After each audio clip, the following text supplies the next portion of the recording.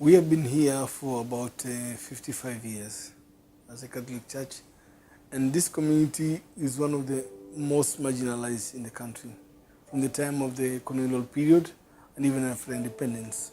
The government was not very keen to do any development in this community.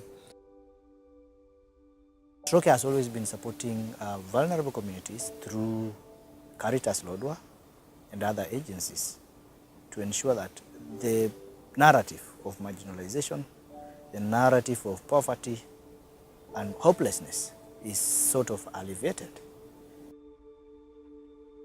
When oil came in, it brought a new economic front that the pastoralists, for example, may not have been adequately prepared for.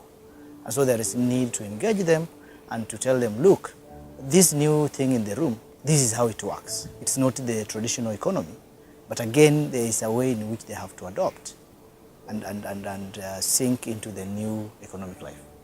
Through funding from KExpro, Trocaire has been able to put up a proposal that has been able to see various aspects of development. The project was aimed at reducing conflicts in oil and gas because of the interface between oil and gas coming to a society that has a background of marginalization, a background of not having private registered land, land is owned communally, land access issues, and people who have never seen government.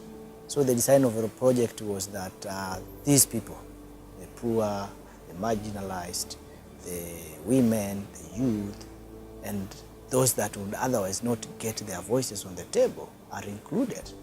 So the project aimed at getting all the voices on board, just to ensure that nobody remains behind.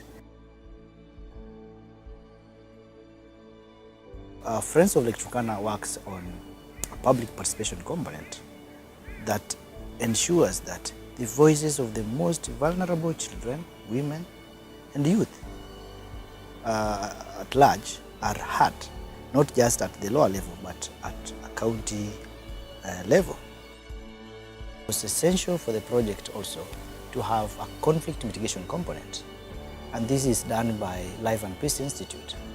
That, for instance, if people have grievances on land, if people's access to pasture is being restricted as a result of either movements between clans or as a result of the oil activities or well, whatever that may be the cause, how could people positively solve that conflict without fighting, for instance? Forest Action Network, through Trocaire, has been able to come up with a county policy on natural resource management. We had natural resource management committees through both Forest Action Network and Kenya Land Alliance. These have been able to go to communities and tell them, look, if you cut forests, for example, if you are not managing your natural environment, the effects of climate change will push you guys because your livelihoods depend on natural resources.